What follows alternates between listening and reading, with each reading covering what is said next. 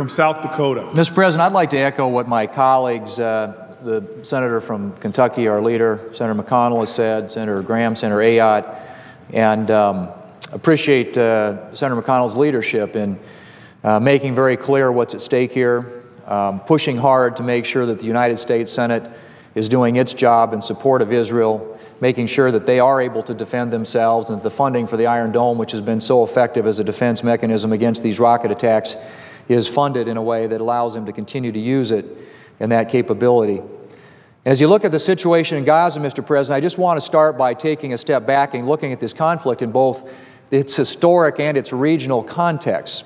In Israel, we have the only functioning democracy in the Middle East. Israel is a nation that emphasizes human rights and tolerance. Its population includes religious, ethnic, and cultural diversity. In Jerusalem, you can hear the Muslim call to prayer, the bells from Catholic and Greek Orthodox churches, and the prayers of the Jews at the Wailing Wall, all at the same time. There is no other place like this on earth. This democracy, however, is situated in a region of intense brutality and extremism.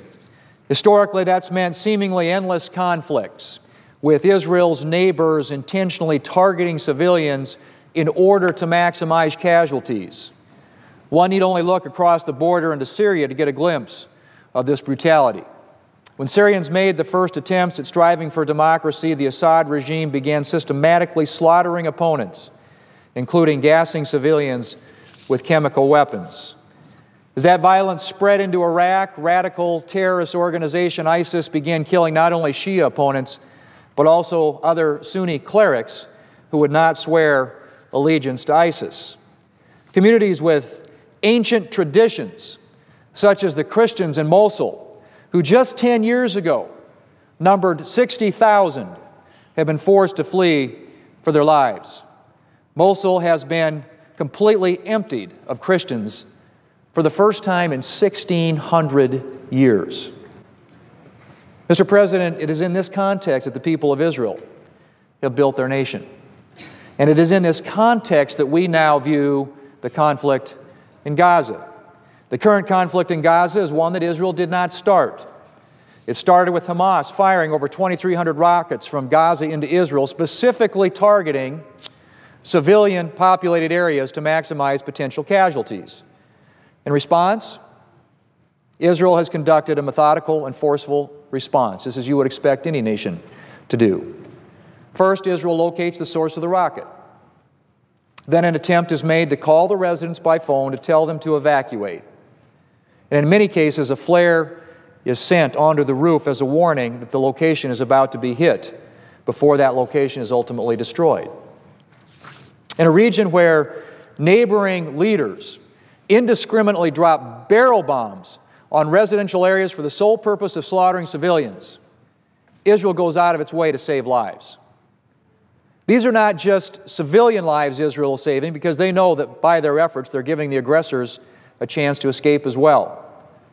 After Hamas continued to launch rockets into Israel, even when Israel agreed on multiple occasions to cease fires, tunnels were used to insert combatants near Israeli settlements.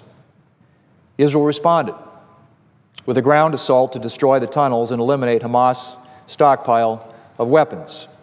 As attacks and rocket launches continue, it is understandable that Israel would want to seek out and destroy stockpiles of weapons to keep this cycle from being repeated a few months from now. Mr. President, like all of my colleagues on the floor today, I want to see peace in the Middle East. Specifically, I want to see peace in Gaza and the West Bank. I want to see peace in such a way that the Palestinian people can live with the prospect of a better life. But as we've seen, peace is not possible when a terrorist organization continues to pursue its cause of annihilating Israel. Peace cannot be achieved while Hamas rejects ceasefire agreements and continues to fire rockets. Mr. President, as violent as the current conflict in the Gaza Strip is, it would be far worse. It would be far worse if Israel did not have the Iron Dome. In any conflict, civilian casualties are a tragedy. And if Israel did not have the sophisticated, purely defensive weapons system that allows it to shoot these rockets out of the sky, the number of civilian casualties would be far greater.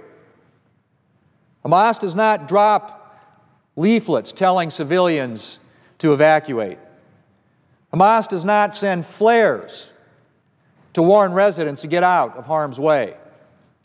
If not for Israel's Iron Dome, the civilian casualties in Israel, Mr. President, would be staggering.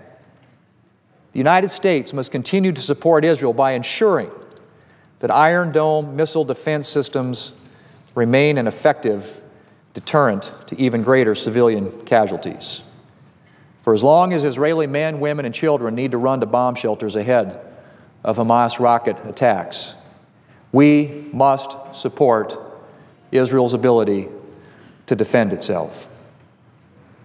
And Mr. President, the United Nations Council on Human Rights, other countries around the world can choose to do things that are consistently at odds with the facts and with reality. But here in the United States, we need to do, as my colleague from South Carolina said, the right thing and the smart thing. And in this case, the right thing and the smart thing are one and the same.